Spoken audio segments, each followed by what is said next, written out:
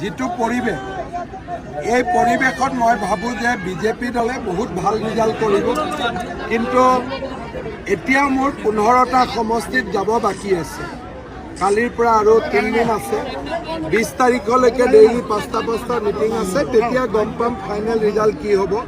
কিন্তু যোৱাবাৰতকৈ বহুত ভাল দেখা গৈছে কালি দীপন বৰা এফচিৰ সভাপতিয়ে কৈছে যে বিটিআৰৰ ষ্টাৰিংটো আঞ্চলিক দলৰ ওপৰত থাকিব লাগে আৰু যিসকলে বড়ো চুক্তি কৰিছে চুক্তি হাকৰ কাৰণে দলত থাকিব লাগে চাওক দীপেন বড়ো বা আপচুৱে UPPLক ছাপোৰ্ট কৰিছে বড়ো চুক্তি UPPLও কৰিছে বিজেপিও কৰিছে গতিকে মই ভাবোঁ যে বিজেপিকো অলপ সমৰ্থন কৰিব লাগে দেখা যায় SIR অসমত প্ৰযোজ্য হ'ব এতিয়ালৈকে মইতো কোনো আজি কোনোবা মোক সুধি আছে কিন্তু আমি কোনো গম নাপাওঁ UPPL আৰু বিজেপি কিমান আসন পাব বুলি ভাবে মই ভাবোঁ যে মোটামুটি চবেই একেটা ৰেঞ্জতে পাব কিং মেকাৰ কোন হ'ব যোন দুইটা পাৰ্টি লগ লাগে সিয়ে কিং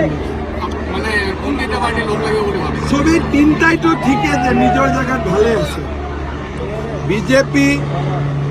আৰু UPPL BPF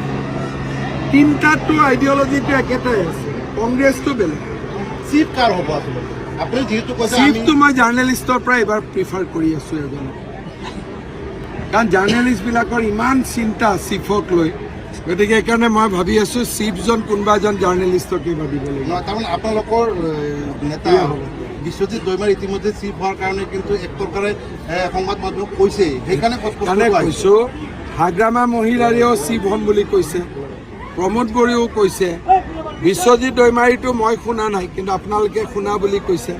তিনিটা জেগাত এজন জাৰ্নেলিষ্টক দি দিলে লেঠা মৰিব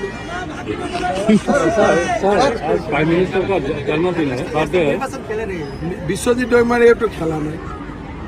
নমিনেটেড হ'ব জাৰ্নেলিষ্টটো নমিনেটেড দিলে ভালে ভাল চলিব